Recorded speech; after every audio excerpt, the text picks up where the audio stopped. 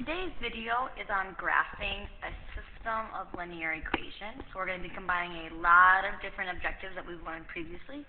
So our objective is students will be able to graph a system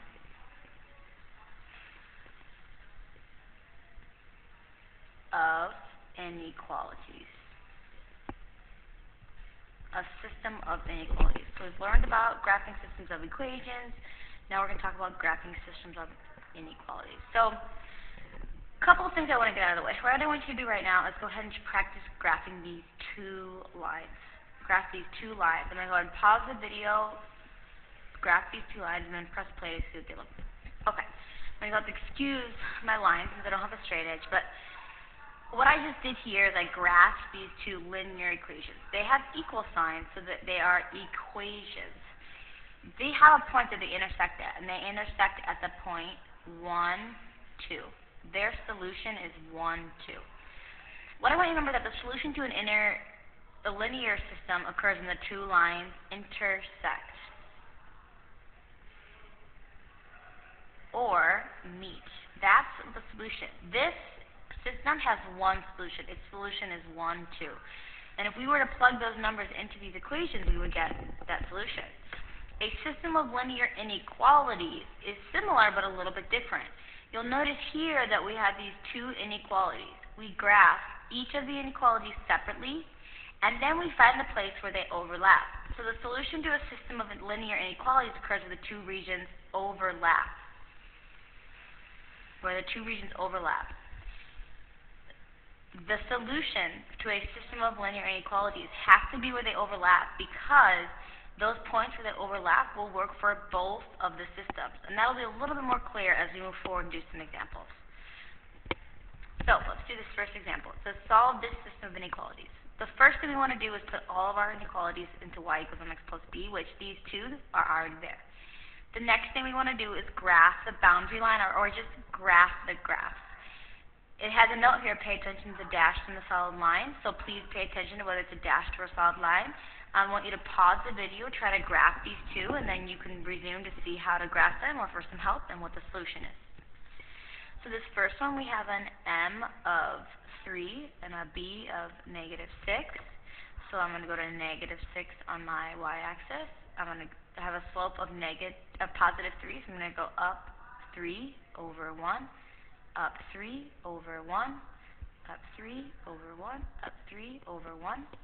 It has an equal to us, so we need to use a solid line. This second one has a slope of negative 4 and a b of 2. So I'm going to go to 2 on my y-axis. I have a slope of negative 4, so I'm going to go down 1, 2, 3, 4, and over 1, down 1, 2, 3, 4, and over 1, up 1, 2, 3, 4, and over 1. Now this does not include the equal to, so I need to use a dashed line. And there are two graphs. Alright, the next thing we need to do is shade the region where the two inequalities both have solutions. So what I'm going to have you do is you need to have two different colors, or if you want to use your pencil, just lightly shade the first, and then we'll shade darker the second. So let's graph our first one. It says y is less than or equal to 3x minus 6. That line refers to this line right here. And if I want to shade anything that's less than that line, I need to pick everything below that line, including this little guy down here. You're going to cross over this line. Anything below that line is what I'm going to shade. Now, if you're not sure where to shade, remember, just pick a test point. Like, I think I should probably shade below the solid line, so I'm going to pick the point 3, negative 1. Plug 3 and negative 1 in and see if it works, and that'll tell you which way to shade. Now let's shade this one. It says y is greater than negative 4x plus 2. That's this line right here. So I'm going to use a different color, and I'm going to shade everything that is greater than this line. So I'm going to shade everything above this line. Anything that's above the dotted line, I'm going to shade.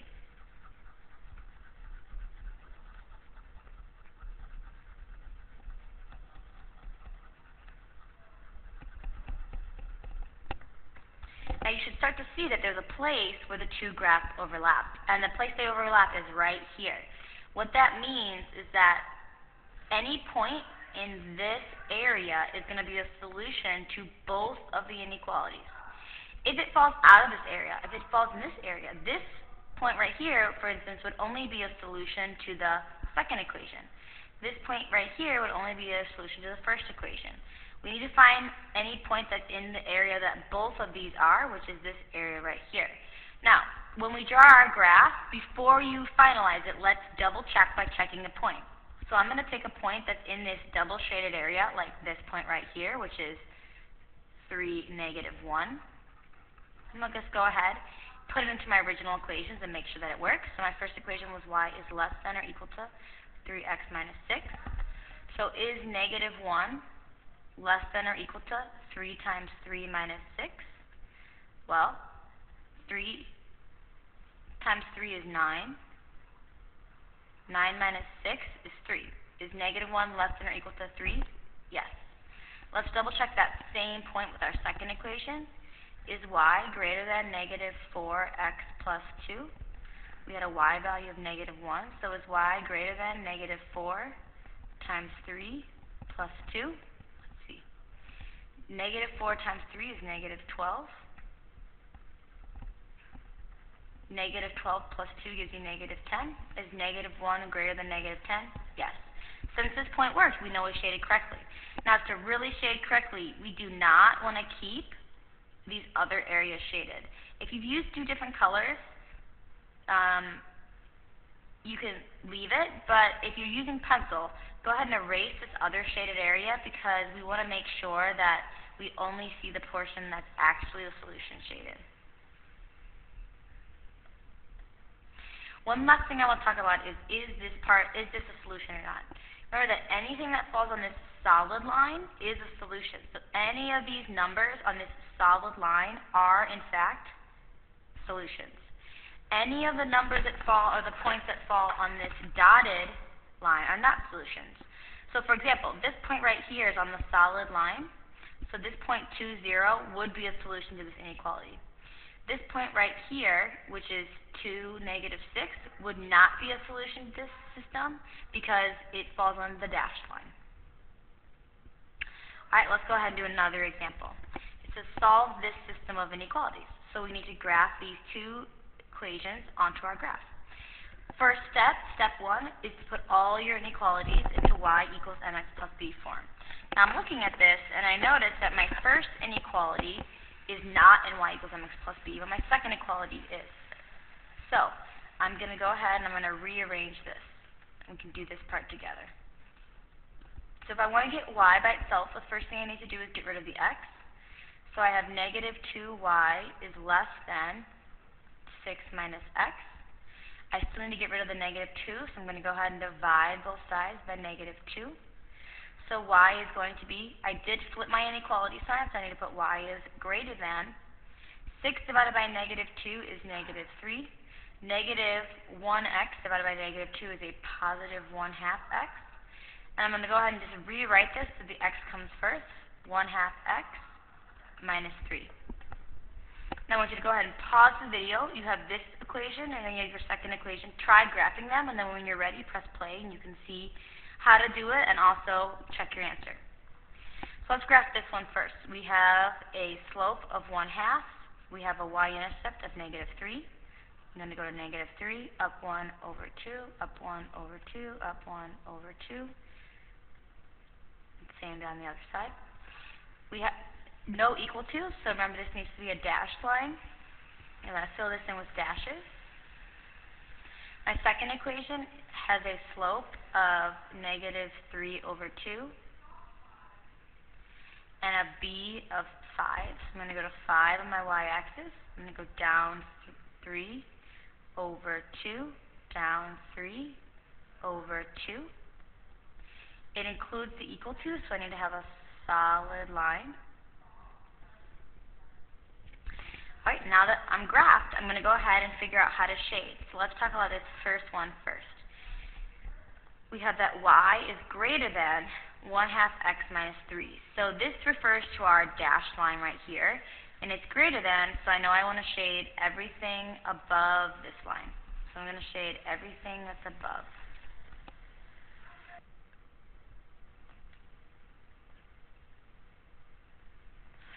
Make sure that you're going to go, you might have to go across the line itself, but that's okay. You just want to shade everything above, because that's also really going to show you and make sure that you know where you're going to be shading.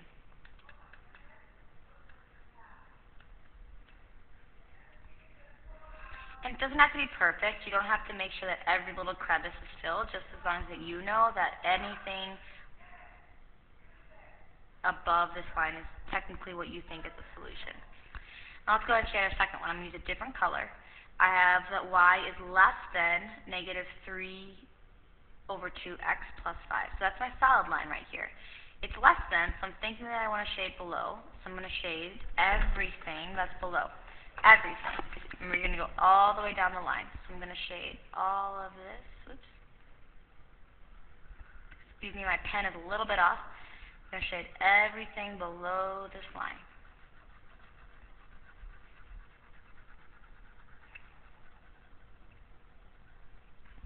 Now we're looking for the spot where these two graphs intersect, where the colors intersect. And I'm noticing that that's happening right here. Just to double check that I'm right though, I'm going to pick a point and I'm going to check it. So let's pick the point -1, 1, because that falls into both.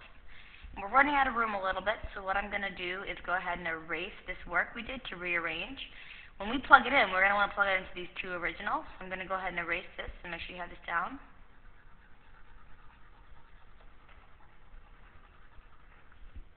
And let's check and see if it works.